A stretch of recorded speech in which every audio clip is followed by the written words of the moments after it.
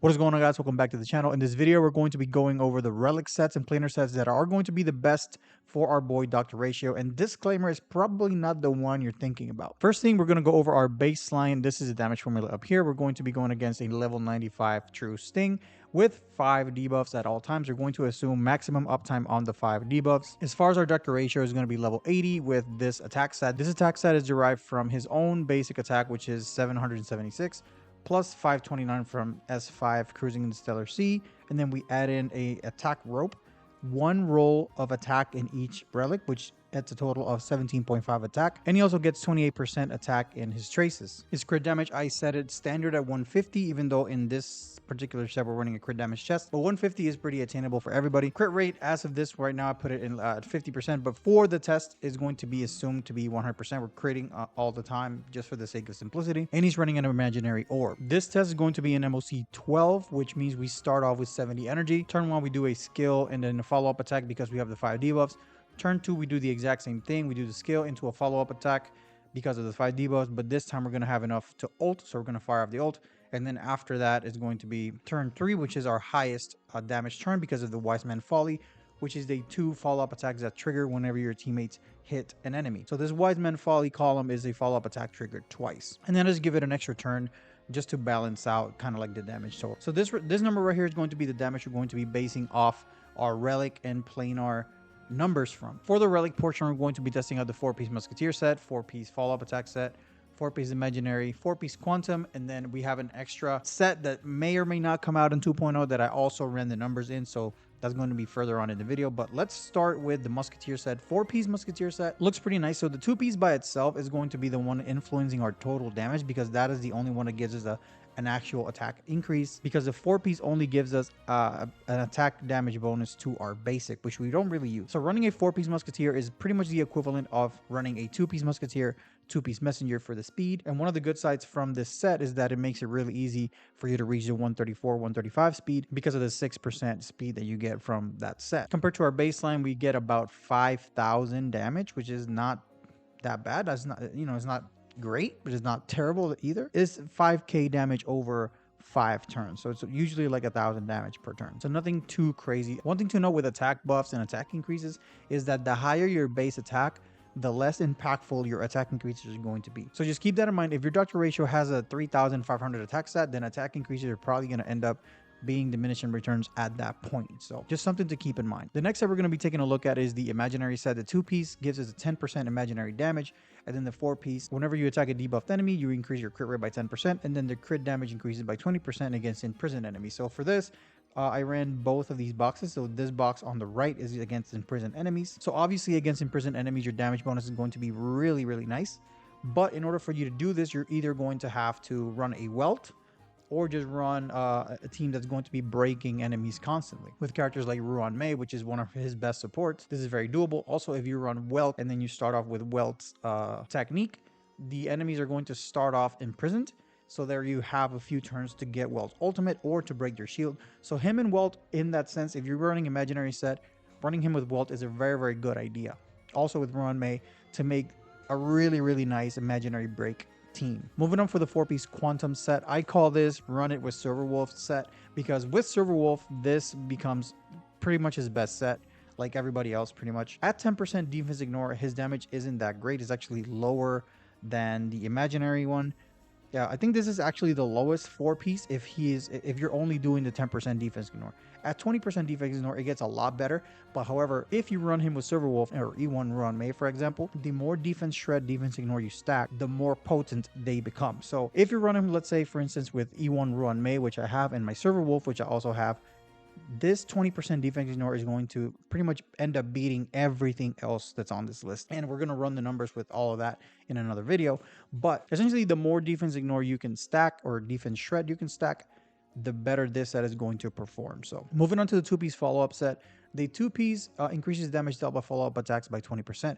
And this by itself, the 2-piece follow-up set, is his highest 2-piece combination. Just the 2-piece set is his highest damage amplifier, because most of Dr. Ratio's damage is going to come from his follow-up attack. So as you can see, this is the highest 2-piece set we've seen so far. So this one's 90, and this one's 91, and then the other one's also 90. So this is the highest 2-piece that we have as of right now. And then the 4-piece follow-up set, it's not that great. As you can see, the damage only goes up by 2,000 when you calculate the 6% attack increase that he's going to get after his first follow-up, because that's how the follow-up attack works. It lasts for 3 turns until he launches his next follow-up, which he kind of does every turn. So essentially, at a 4-piece set, he's going to have a 6% attack increase after his first follow-up attack. Honestly, if you're going to run a 4-piece follow-up set, you might as well just run the 2-piece Musketeer, because you get 12% attack at that point. So not worth it. Don't even go for the 4-piece. It's not good for him. Okay, now let's talk about a hypothetical set.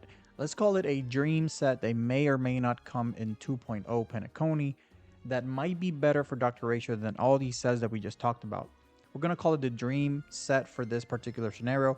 And hypothetically speaking, the 2-piece dream set is going to increase damage dealt to enemies with debuffs by 12%, which by itself rivals the 2-piece follow-up set, because as we just saw, it was like 92,000. This one's 91.5.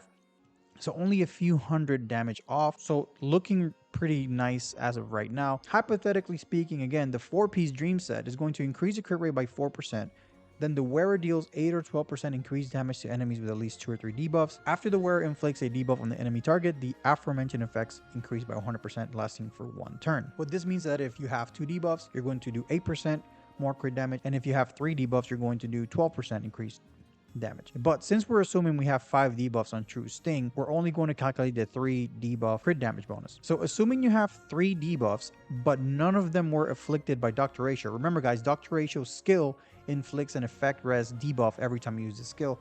And notice that he uses the skill every turn. So every turn you have the high chance, because it's at 100%, you have a high chance of inflicting this effect res debuff. But assuming you miss all of those, the 4-piece set is going to yield a 97.6, which is the second highest 4-piece set as of right now, only falling behind to the imaginary set with the imprisonment on the target. So if you ask me, it's easier to do this than the imprisonment, okay? But it doesn't stop there, because if Dr. Ratio inflicts a debuff, let's say he does his skill, and notice that the skill's damage on the first is the same amount, because there's no extra buff on it. It's only the 8% or the 12%. If he lands the debuff, his follow-up attack is going to have an increased 12% crit damage. And then every turn from then on out, if you keep landing the debuff, it's going to have that increased 12% damage, and this is going to yield us a 103,000 over 4 turns. This would hypothetically be our highest damaging 4-piece set, and is actually perfect for our boy Dr. Ratio, because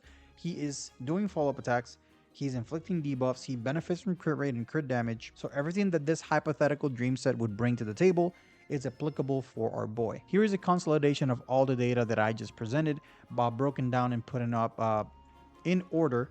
And as you can see, the 4-piece dream set is going to give us an 18% damage boost, which this is the same thing. It's just represented differently for people who like visual and then for people who like numbers. But as of right now, the highest possible is going to be the 2-piece Musketeer, 2-piece follow-up. But keep in mind that the 2-piece Musketeer only benefits a lot from this particular test, because our initial attack is relatively low at 2460.